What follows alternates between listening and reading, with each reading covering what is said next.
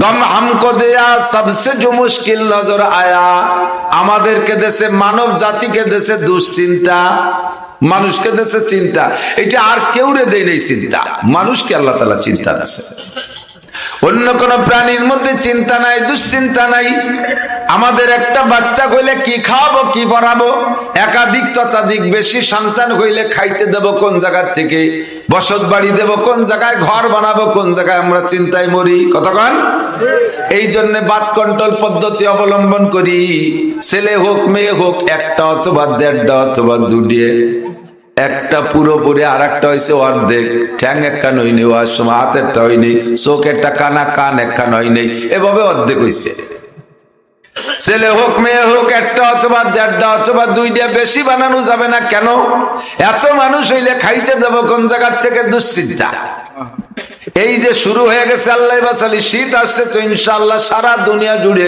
কুকুরের ডেলিভারি শুরু হবে এক একটা কুত্তয় 3-4 বাচ্চা করে বাচ্চা ডেলিভারি দেবে কোন কুত্তর মাথায় কে চিন্তা আছে যে এই বাচ্চাগুলো বেশি হয়ে গেলি খাতি দেবো কোন জায়গাতে এদের একটা প্যাম্পাস নাই একটা খেতা নাই কাপড় নাই তোয়ালে নাই ঘর নাই বাড়ি নাই ল্যাপ নাই কম্বল নাই কোন জায়গা সুতি দেবো এইগুলি কি কোন কুত্তর মাথায় চিন্তা আছে গতবার পাঁচটারও যা হয়েছে কপালে এবার 5টা অক্সাইড একই হবে কপালে ওদের ঘর বাড়ি আমাদের খড়ের মাচার নিচে আমাদের বাড়ির মধ্যে দিয়ে যারা থাকে তাদের বাচ্চা কাচ্চা নিয়ে কোনো চিন্তা নাই বাচ্চা পেটে ছেলে না মেয়ে তা বলেও তারা আল্ট্রাসাউন্ড করতে যায় না কোন কুত্ত কি পরীক্ষা করতে গেছে আগে এবার মাই হয় না ছেলে হয় কোয়া যায় না দেখি আসি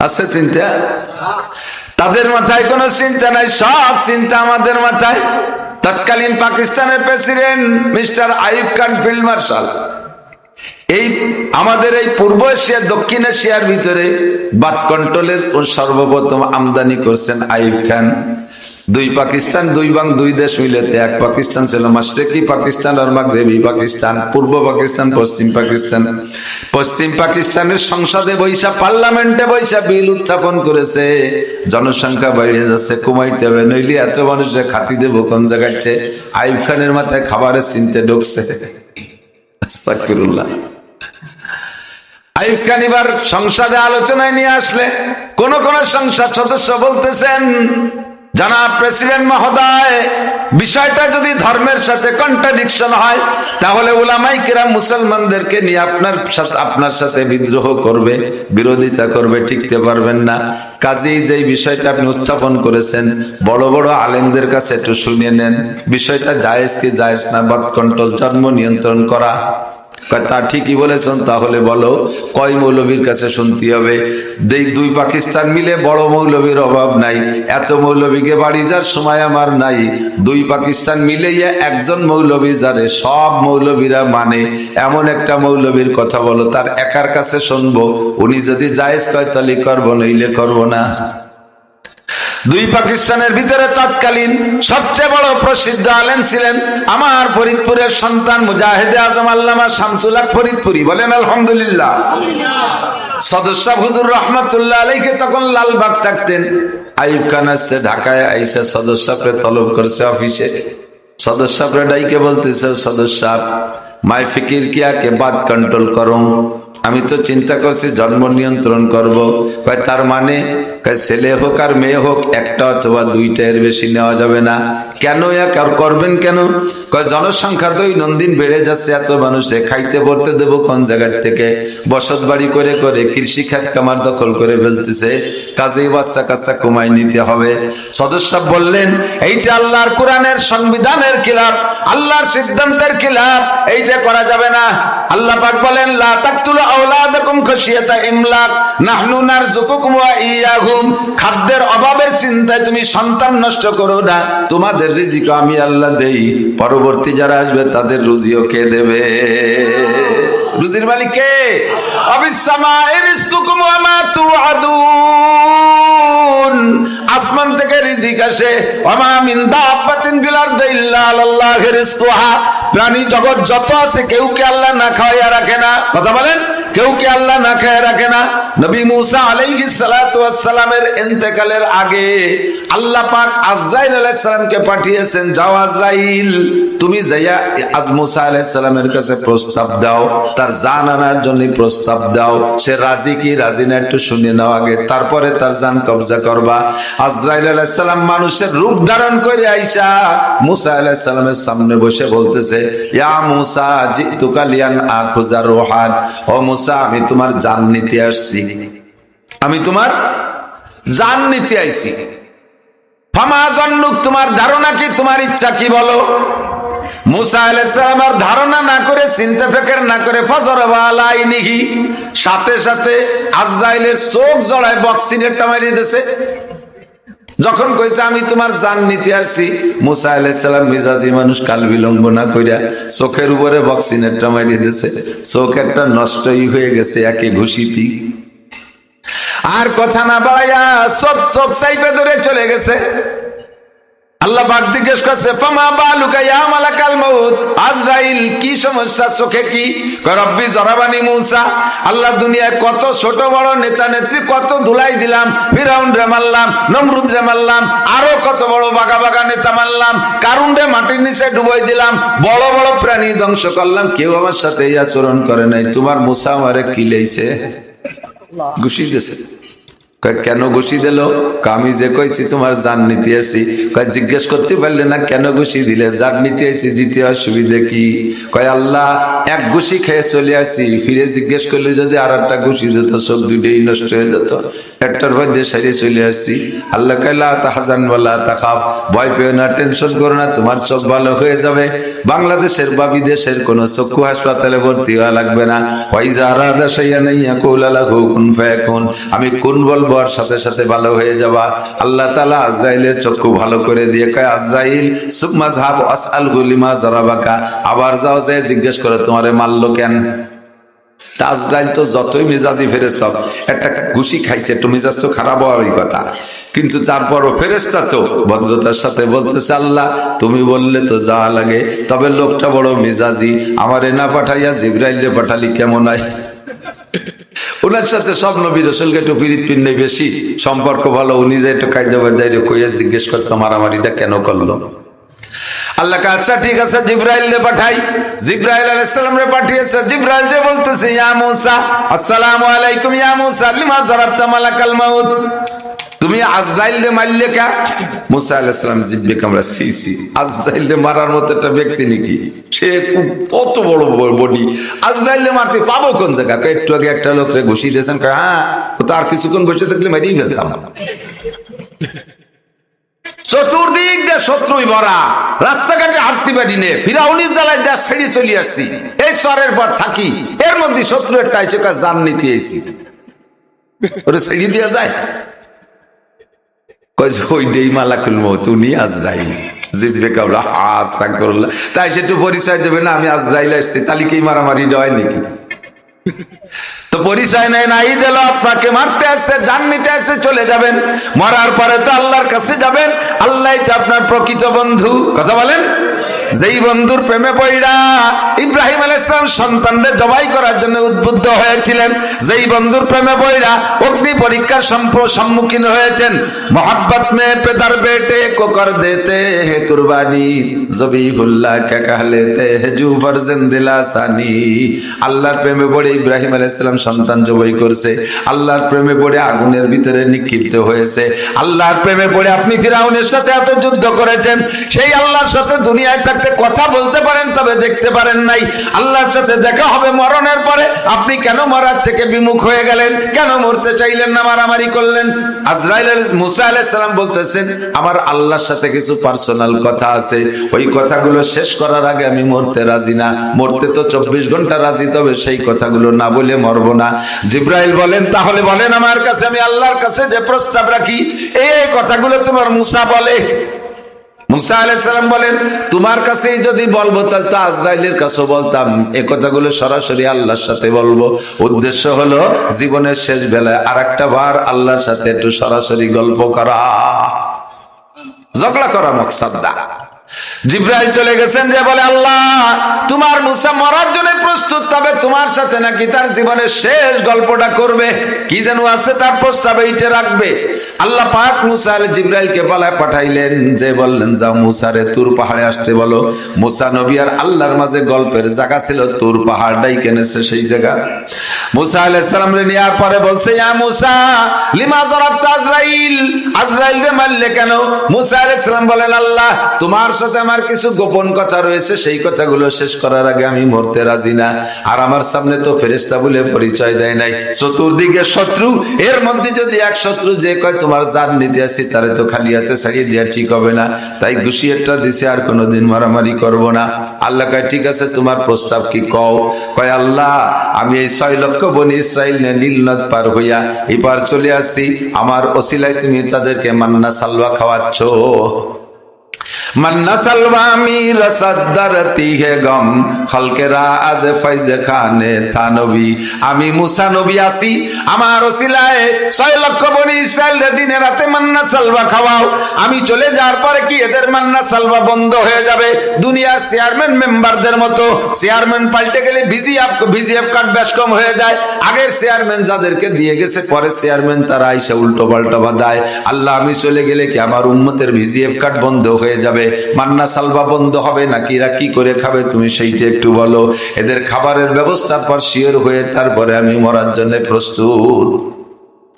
আল্লাহ পাক মৌখিক জবাব দিলে দিতে পারতেন, ও মুসা আকিবা মর গে হাওয়া মাহি দেহাত বন্দাগারা দৌলত শাহী দেহাত। আমি আল্লাহ আকাশের উড়ন্ত পাখিরে পানির ভিতরের মাছ খাওয়াই। আপনাদের বাড়ির পাশে পদ্মা নদী দেখেছেন না? পাখি আকাশে ওড়ে, অথচ নদীর মধ্যে মাছ খায়, তাজা মাছ ধরে খায় না? খায় না? পাখির কাছে কোনো জাল নাই, পাখির কাছে বর্ষি নাই, পাখির কাছে ঝুপি নাই, কোষ নাই, তাজা মাছ ধরে খায় কিভাবে? পাখি এক জগতের প্রাণী, পানির মধ্যে যে অনেকক্ষণ থাকতে পারে না। আর মাছ হলো গভীর পানির প্রাণী, গভীর পানির প্রাণী, তারা পানির ভিতরেই থাকে। উড়ন্ত পাখিরে আল্লাহ পাক রব্বুল আলামিন মাছ খাওয়ায়। আমি আল্লাহ, যে আল্লাহ এই উড়ন্ত পাখিরে পানির নিচের মাছ খাওয়াই, আশরাফুল মখলুকাত বনি ইসরাইল দেখে আমি ভাত খাওয়াইতে পারবো না? তুমি কেমন প্রশ্ন করলে? আগের আল্লাহ পাক এই পেঁয়াজ দেন নাই? আমরা পড়েছি কিতাবে হায়াতুল হাইওয়ানের মধ্যে লিখছে এক প্রকারের পাখি সাগরের চরের উপরে থাকে, তা এই পাশে না, গভীর সাগরের গভীর চরের উপরে থাকে। ওই পাখিগুলোর খাদ্যের ব্যবস্থা হলো একমাত্র কুমিরের দাঁতের ভিতরে যে আটকে থাকা মাছ মাংস, এই ছাড়া তাদের আর কোনো খাবার ব্যবস্থা নেই। কুমিরে মাছ মাংস খাইয়া দাঁতের মধ্যে আটকে যায়। কুমিরের কাছে তো খিলাল নাই, দাঁত পরিষ্কার করতে পারে না। ওরা চরের উপরে যাইয়া হা করে থাকে, আর ওই পাখিগুলার রুজির ব্যবস্থা কুমিরের দাঁতের ভিতরের মাছ, এই আটকে থাকা মাংস। এই পাখিগুলো কুমিরের মুখের মধ্যে যাইয়া দাঁতের ভিতরে থেকে খিলাল করে করে সেইগুলো খাইয়া তাদের জীবিকা নির্বাহ করে। আর তারা এদিকে কুমিরকে আল্লাহ তাআলা এর মাধ্যমে তাদের দাঁত পরিষ্কার করাইয়া দেয়। আলহামদুলিল্লাহি রাব্বিল আলামিন। একটু বলি আলহামদুলিল্লাহি রাব্বিল আলামিন। সমস্ত প্রশংসা ওই আল্লাহ সকলের জন্য পালক, যার জন্য যা দরকার সব টাইম মতো ব্যবস্থা করেন। কথা বলেন ঠিক না? কুমিরে মাছ খাইবে এটাই তার স্বভাব, কুমিরে মাংস খাবে এটাই তার স্বভাব। দাঁতের মধ্যে আটকে যেতেই পারে, এবার তার হাত দিয়ে তার দাঁত খিলাল করতে পারে না। সে আল্লাহর সৃষ্টি, তার কষ্ট হবে। তার কষ্টকে পরিষ্কার করার জন্য, কষ্ট থেকে শান্তি দেওয়ার জন্য আল্লাহ আলাদা আর এক প্রকার প্রাণী বানাইছে পাখি। ওরা আবার ওর দাঁত পরিষ্কার করে দেবে। এবার এই পাখিটাও তো একটা প্রাণী, তার গায়ে তো এক টুকরা মাংস আছে। আর কুমির তো হিংস্র প্রাণী, মাংস খাওয়ার জন্য পাগল। এবার পাখি যখন মুখের মধ্যে যাইয়া মাংস পরিষ্কার করে খাওয়া শেষ, মুখের কুমিরের মুখ পরিষ্কার করে দিয়েছে। কুমির এবার চিন্তা করলে পারে এও তো, এর গায়ে তো মাংস আছে, ওরে এক চাবানি দিয়ে খাইয়ে ফেলাই, ওরে এক চাবানি দিয়ে খেয়ে ফেলাই। আল্লাহ কয় তা হবে না, তার ব্যবস্থা আমি রেখেছি। ওই পাখিটার মুখে এত বড় বড় শক্ত ধারালো কাটা ঠোঁট, আর ওই ঠোঁট বরাবর মাথার উপরে ওই রকম লম্বা আর একটা শক্ত কাটা। এইটাতে কুমিরে খেদমত করবে, ওইটাতে আত্মরক্ষা করবে। কুমিরে কামড় দিতে গেলে তার মুখের মধ্যে ঢুকে যাবে, এই জন্য সেও কামড় দিতে পারবে না। আল্লাহ পাক এমন সুন্দর করে হাজারো প্রাণীরে খানা খাওয়ায়। কতক্ষণ? বাঁচায় রাখতেছে।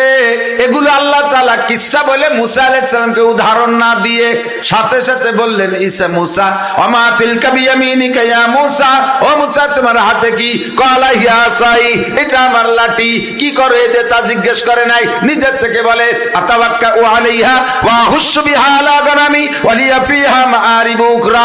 কখন এরপর টেক লাগাই, কখন এই যে পাতা বাইরে ছাগলরে খাওয়াই, আবার অনেক অনেক কাজ আছে। এইটা আমার লাঠি। আল্লাহ পাক বললেন ইজরিব বিআসাকাল আর, তোমার হাতের লাঠি দিয়ে মাটিতে একটা পিটান দাও। ফাজারাবা মুসা আলাল আদ ফানফালাকা, মাটিতে যখন পিটান মারছে মাটি ফাইটে দুই ভাগ হয়ে গেছে। মাটি দুই দিক সরে যাওয়ার পরে ফাখরা জাম্মা, পানি বেরিয়ে আসছে। পানি মাটি সরে যাওয়ার পরে নিচের পানি। এবার পানির উপরে বাড়ি মারো। যখন পানিতে বাড়ি মারছে ফানফালাকা, পানিও ভাইটা দুই দিক সরে চলে গেছে। ফাখরাজা হাজার, একটা পাথর বেরিয়ে আসছে। মুসা আল আনমা, এখন কি দেখা যায়? কলা হাজার, জি আল্লাহ একটা পাথর বেরিয়ে আসছে। আল্লাহ কা ইজরিব বিআসাকাল হাজার, তোমার লাঠি দিয়ে পাথরের গায়ে একটা পিটান দাও। ফাজারাবা আলাল হাজার, পাথরের গায়ে পিটান দিছে, মাঝখানে ফানফালাকা, পাথরটা ফাইটা দুই টুকরা দুদিক সরে চলে গেছে। ফাখরাজা দুধ, পাথরের পেটের মধ্যে ছিল ছোট্ট একটা পোকা, এই পোকাটা বেরিয়ে আসছে। অফিফি হে উসফুনতারি, এই পোকাটার মুখে কাঁচা ঘাস। বলবেন না সুবহানাল্লাহ? আকালা নেস ও বাকিয়া নেস, অর্ধেক খাইছে ঘাস আর অর্ধেক মুখে রয়ে গেছে। বাকি অংশ খায় আর পোকাটায়। প্রত্যেক এক এক চাবানি একটা লুকমা গিলে এরপরে আল্লাহর শুকর আদায় করে। সুবহানা মান তারানি ওয়া তারিফু মাকানি ওয়া তাসমাউ কালামি ওয়া তারযুকুনি ফি কলবি হাজারি। আল্লাহু আকবার। সব পবিত্রতা প্রশংসা ওই আল্লাহর, যে আল্লাহ পাক আমাকে সুন্দর মনোরম পরিবেশে রেখেছেন। প্রবাহিত বাতাস সইতে পারি না আমি, প্রবাহিত বাতাস সইতে পারি না, প্রখর রৌদ্র সইতে পারি না, গরমও সইতে পারি না, বেশি ঠান্ডা বরদাস্ত করতে পারি না। এই জন্য আল্লাহ রৌদ্রের থেকে নামাইয়া মাটির নিচে পানি, পানির নিচে পাথর, পাথরের পেটের মধ্যে আমাকে সুসংরক্ষিত জায়গায় রেখেছেন। বেশি তরলে আমি তৃপ্তি পাই না, বেশি শক্ত হইলে চাবাই খাইতে পারি না। পরিমাণ মতো নরম ঘাস আমি পছন্দ করি। তিন বেলা আমার আল্লাহ পাথরের পেটের মধ্যে আমার জন্য সুন্দর খাদ্যের ব্যবস্থা করে।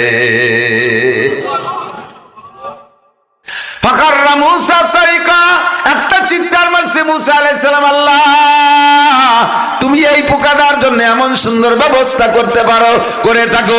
এই পোকাটার জন্য কোন নবী রাসূল দোয়া করে নাই, এর খাদ্যের জন্য কোন নবী রাসূল টেনশন করে নাই। কথা বলেন, করছে? কোন পোকার জন্য কোন নবী রাসূল দোয়া করে নাই। এরা আশরাফুল মাখলুকাত না, তাদের জন্য যদি তুমি এত সুন্দর মনোরম ব্যবস্থা করে থাকো আল্লাহ, তাহলে অবশ্যই আমার বনি ইসরাইলের জন্য ব্যবস্থা করবা। আমি এখন নিরাপদ হইলাম, ঠিক আছে আল্লাহ আজরাইলকে পাঠাইয়া দাও। আল্লাহ পাক সরাসরি দেখাইয়া ব্যবস্থা। আল্লাহু আকবার। মুসা আলাইহিস সালামকে শিক্ষা দিয়ে দিলেন। কি বলা হয়, আইয়ুব খানকে সদস্য হুজুর রাহমাতুল্লাহ আলাইহি এই কিসসাগুলো শোনায় বললেন, আইয়ুব খান বাত কন্ট্রোল করবা, বাত দুনিয়ায় মানুষ আসতে দেবে না। তবে তুমি জেনে রাখো, মা মিন নাসামাতিন কায়নাতিন ইল্লা ওয়া হিয়া কায়নাতুন। ক্বালা মুহাম্মাদুর রাসূলুল্লাহ সাল্লাল্লাহু আলাইহি ওয়াসাল্লাম, বিশ্বনবী মুহাম্মদুর রাসূলুল্লাহ সাল্লাল্লাহু আলাইহি ওয়াসাল্লাম বলেছেন, আল্লাহ পাক দুনিয়ায় যত বাচ্চা, যত রূহকে দুনিয়ায় পাঠানোর সিদ্ধান্ত নিয়েছেন, সব রূহকে দুনিয়ায় পাঠাই ছাড়বে, কোন প্রযুক্তি দিয়ে ঠেকাইতে পারবা না। কথা কন? কোন প্রযুক্তি দিয়ে ঠেকাইতে পারবে? এই প্রযুক্তি যে সময় আসছে দুনিয়ায়, প্রযুক্তি বাংলাদেশ স্বাধীন হওয়ার পরে বা পাকিস্তানের কিছু অংশ থাকার সময় থেকে আইয়ুব খান এই প্রচেষ্টা শুরু করছে। আর ভালো করে বাংলাদেশে এই জন্ম নিয়ন্ত্রণ পদ্ধতি আসছে জিয়াউর রহমান প্রেসিডেন্ট হওয়ার পরে থেকে। এরপরে থেকে মোটামুটি সরকারি ভাবে অফিস টফিস করে টেরে হাসপাতাল বানাইয়া বাড়ি বাড়ি দাঁড়ে দাঁড়ে বারে বারে তবলিগে লাগে মতো ঘুরে ঘুরে প্রশিক্ষণ দিচ্ছে। এই পদ্ধতি অবলম্বন করলে ছেলে মেয়ে বেশি হবে না। ও দোস্ত, একটু জবাব দেন, বাংলাদেশ স্বাধীন হয়েছে কত? 74 বছর, 54 বছর। এই 54 বছরের আগে এই বাংলাদেশ ছিল কিনা? নামে বাংলাদেশটা হলো, অন্য দেশ থাকলেও এই ভূখণ্ড ছিল না, এ জায়গা মানব বসতি ছিল না। কত বছর আগের থেকে বাংলাদেশে মানব বসতি? শত শত বছর আগে। তো শত শত বছর আগের থেকে এই দেশে মানুষের প্রোটেকশন হয়। সে সময় বাত কন্টন ছিল না। এই শত শত বছর ধরে বাচ্চা জন্ম দিয়ে, তা পরিমাণে কেমন? সেই কালের মুরব্বীকে যদি জিজ্ঞেস করা হতো, চাচা ছেলে মেয়ে কয়টা? আল্লাহর মাল আল্লাহ 12টা দেশে। আল্লাহর মাল আল্লাহ 12টা দেশে। আর এখন যদি কোনো ছেলে বেলেরা বিয়ে দিয়ে 4-5 বছর পর জিজ্ঞেস করেন যে বাবা তোরা দি কবে বিয়ে দিয়ে নিয়ে আসলাম, হাতে তো কিছু দেখিনি, ছেলে মেয়ে হইনি, কয় না এখনো নেই, আর 2 বছর পরে নেব। ওর আব্বারে আল্লাহ দে তো আর ওরা নিজেরা নেবে, ওর আব্বারে দিচ্ছে আল্লাহ 12টা, আর ওর নিজেরা নেবে, জানলে মনে চাই সেনে নেবে। যতদিন পর্যন্ত এই প্রযুক্তি আসে নাই, শত শত বছর ধরে মানুষ গুছাইতে গুছাইতে তা বাংলাদেশ স্বাধীন পর্যন্ত হয়েছে 7.5 কোটি। আর এই 7.5 কোটির পরে বাংলাদেশ স্বাধীন হলো, তারপরে ঠেকাতে ঠেকাতে দুনিয়ার বেশি নেবে না, মাত্র 54 বছর হয়ে গেছে 21 কোটি। আল্লাহ কয় তুই ঠেকাবি, আমি পুষাই দেব, পুষাই দেব আমি। কি পরিমাণ হয়েছে, আল্লাহু আকবার, আল্লাহ আল্লাহ আল্লাহ। শত শত বছর ধরে 7.5 কোটি, আর 54 বছর হয়েছে 21 কোটি। এমন গুনিয়ে দেন কি 21 কোটির কম না, যে কটা কম ছিল ওই বারমাত্য এসে বুঝে গেছে, সে কয়টা ফুরিয়ে গেছে। আল্লাহ দিলে ঠেকাতে পারবেন? বহুত কিস্সা, 2টা কিস্সার একটু অংশ হয়ে যায়। নমরুদ ইব্রাহিম আলাইহিস সালামকে আসতে দেবে না সিদ্ধান্ত নিয়েছে, ঠিক না? ঠেকাতে পারছে? পারছে? যেই আজর নমরুদের স্বরাষ্ট্রমন্ত্রী, তার মাধ্যমে শত শত মানুষকে হত্যা করছে, পুত্র সন্তানকে, সেই আজরের ঘরে আল্লাহ পাঠাই দিয়েছে। বলেন সুবহানাল্লাহ। আজরের ঘরে ইব্রাহিম আলাইহিস সালাম পাঠাইছে। তুই ঠেকাবি, তুই মানুষ হত্যা করবি, তোর ঘরে পাঠাবো, ঠেকা। কি বাড়াবাড়িস ঠেকা। আসছে আজরের স্ত্রীর পেটে ইব্রাহিম আলাইহিস সালাম, ডেলিভারি হবে কিভাবে, এখন সময় হয়ে গেছে। জিবরিল আলাইহিস সালাম সরাসরি ইব্রাহিম আলাইহিস সালাম মারে এসে বলছে আপনার পেটেই নমরুদের সেই শত্রু, খুব সতর্কতার সাথে ডেলিভারি করাইতে হবে। কোন জায়গা যাব, জায়গা চিনিয়ে দিয়েছে, নিয়ে চলে গেছে সেই জঙ্গলের ভিতরে, পাহাড়ি জঙ্গলের ভিতরে। জান্নাতি নার্স, জান্নাতি হুররা আয়েশা হযরত ইব্রাহিম আলাইহিস সালামকে ধরে নামাইছে। বলেন আলহামদুলিল্লাহ। এখন নবজাতক বাচ্চা, এই বাচ্চার যে চেহারা, ইসমাইল কি বলে ইব্রাহিম আলাইহিস সালাম, তার থেকে শুরু হয়েছে নবী আলাইহিস সালাতু ওয়াস সালামের আগমনের ভূমিকা সূত্রপাত সেখান থেকে শুরু হয়েছে। চেহারা সেই রকম, আক্ত বাচ্চা, নিজের সন্তান, আরো পুত্র সন্তান, আরো নূরানি নবুয়তি নূর তার চেহারার ভিতরে। এখন সেই বাচ্চা তুই জঙ্গলের মধ্যে আসে কি করে, বাচ্চাটা রেখে আসবে। আবার বাচ্চা নিয়ে যদি বেশি দিন থাকে তাহলে তল্লাশি শুরু হবে, মা বাচ্চা সহজ বই দিয়ে দেবে। কাজেই ভয়তে আতঙ্কিত হযরত ইব্রাহিম আলাইহিস সালামের মা আল্লাহর কাছে বলছে আল্লাহ আমি কি করতে পারি। জিবরিল আলাইহিস সালামকে পাঠাইছে, যাও যাইয়া বাচ্চা রাইখা বাড়ি চলে যেতে বলো। তো বাচ্চা রাইখা বাড়ি চলে যেতে বললে, জিবরাইল যখন বলছেন মা তো থাকবেন না, চলে তো যাইতে হবে স্বামীর ঘরে, স্বামীর কাছে যেতে হবে। স্বামী অফিসের থেকে আসার আগে বাচ্চাটাকে সেখানে ফাঁকা জায়গা জঙ্গলের মধ্যে থুয়ে চলে এসেছে। এখন নবজাতক বাচ্চা খাবে কি, টেটা করে কাঁদতেছে। বাচ্চার কান্নায় জিবরিল আলাইহিস সালাম বলতে আল্লাহ এর তো কোনো খাবার নাই, ফিডার নাই, ফিলাক্স নাই, কোনো দুধের ব্যবস্থা, আমি কি করব? আল্লাহ পাক বলে তুমি কি ওর রুজির মালিক নাকি? রুজির মালিক কে? আল্লাহ। খাবো আমি, তোমার একটু প্রসেস করতে বলি, তুমি যাও, তুমি যাইয়া তার 3টে আঙ্গুল হাত ধরে মুখের মধ্যে ঢুকাই দাও। এই 3টে আঙ্গুল মুখের মধ্যে দিবা। নবজাতক বাচ্চার হাতের আঙ্গুল মায়ের স্তনের মতো নরম, আর বাচ্চাদের স্বভাব মুখের মধ্যে নরম কিছু গেলে চুষা শুরু করবে। ইব্রাহিম আলাইহিস সালামের মুখের মধ্যে জিবরাইল যাইয়া আঙ্গুল 3টে ঢুকাই দিছে। যখনই আঙ্গুল মুখের মধ্যে নিয়েছেন, নিজের আঙ্গুল মায়ের স্তন মনে করে স্বভাবজাত সৃষ্টিগত স্বভাব হিসেবে আঙ্গুল চুষা শুরু করে দিয়েছেন। একটা আঙ্গুল দিয়ে মধু, আর একটা আঙ্গুল দিয়ে পানি, আর একটা আঙ্গুল দিয়ে আল্লাহ তাআলা দুধ জারি কইরা দিছে। ইব্রাহিম আলাইহিস সালামের খাদ্য সংকট শেষ, আঙ্গুল চুষে চুষে খায়। অনেক বাচ্চারা দেখবেন আঙ্গুল চাটে, অনেক বাচ্চারা আঙ্গুল চাটে, আঙ্গুল যে বাচ্চাটা চাটে ওই বাচ্চাটা শান্ত হয়। আঙ্গুলের ভিতর দিয়ে আল্লাহ পাক তাকে দুধ আর মধু আর পানি সরবরাহ করে। ওই বাচ্চাগুলোর মুখে থেকে আঙ্গুল বের করবেন না, ওই বাচ্চাগুলোকে আল্লাহ তার আসমানি খানা তার আঙ্গুল দিয়ে খাওয়ায়। এবার মানুষের ঘিরান পাইলে বন্য প্রাণী, হিংস্র বাঘ ভাল্লুকেরা দৌড়ে আসে। ইব্রাহিম আলাইহিস সালামের মানুষ, ইব্রাহিম আলাইহিস সালাম জঙ্গলের ভিতরে এই মানবিক ঘিরান পাইয়া জঙ্গলের থেকে বাঘ একটা চলে আসছে। এবার বাঘে মানুষ শিকার করতে গেলে যাইয়া আসতে অন্যাসে কামড় দেয় না, দূরের থেকে একটা প্যাটেনশন নেয়, একটা প্রস্তুতি নেয়, একেবারে লেজ গদগদায়, খুব ভাবে তাক নেয়, দূরের থেকে জাম করে যে তাকে শিকার করে। বাঘ একটা কাছে যাইয়া ঘিরান পাইয়া কত দূর দূরে থাকতে লেজ গোটায় গদগদ গদগদ করতেছে। ইতিমধ্যে আল্লাহ পাক রব্বুল আলামিন বাঘরে সতর্ক করে দিয়েছে, বাঘের উপরে হুকুম জারি করে দিয়েছে, বাঘ আর এক কদমও বাড়বি না। এইটা মুসলিম জাতির পিতা ইব্রাহিম খলিলুল্লাহ, যেই বাচ্চারে কেন্দ্র কইরা হাজার হাজার বাচ্চা নমরুদ হত্যা করে ফেলাইছে, এইটাই সেই বাচ্চা। এটা হবে মুসলিম জাতির পিতা, এর গায়ে হাত দিবি না, আর সামনে বাড়বি না। আল্লাহ যখন নিষেধ করছে, বাঘ কি আর সামনে বাড়তে পারবে? বাঘ আর সামনে বাড়তে না পাইরা লেজ গুটাইয়া ব্যাকে রওনা দিয়েছে, কয় তাহলে আল্লাহ আসি যাই, আসসালামু আলাইকুম। আল্লাহ কয় না, তোমার যাওয়ারও ক্ষমতা নাই, আসছো যখন তোমার দায়িত্ব পালন করতে হবে। আমার ইব্রাহিমের পাশে বইসা তার গার মাছি খেদাবা। ছোট বাচ্চার গায়ে মাছি বললে তার চুলকনি বাসনা হতে পারে, কাজেই তুমি তার গায়ের মাছি তাড়াবা। এখন বাঘ বসে বসে মাছি তাড়ায়। বাঘে কয় আল্লাহ আমি একা একা কয়দিন তাড়াবো, আমারও তো কাজ কাম আছে। আল্লাহ কয় তোমার একার তাড়ারুলা করে আর তিনটে পাঠাচ্ছি। আরো তিনটে বাঘ পাঠাইছে, তিনটে বাঘের লেজ ইব্রাহিম আলাইহিস সালামের গায়ের কাছে কাছে মিশাই দিয়া চারদিকে দায়িত্ব দিয়েছে, ক্ষেপণাস্ত্র ফিট করে বসে থাকবি। নমরুদের বাপও আসতে যেন কাছে আসতে পারে না, তোদের জান থাকতে আমার ইব্রাহিমের গায়ের কাছে আসতে দিবি না। যেই বাঘে মানুষ খায়, আল্লাহ ইচ্ছা করলে সেই বাঘ দিয়ে মানুষ পাহারা দিতে পারে।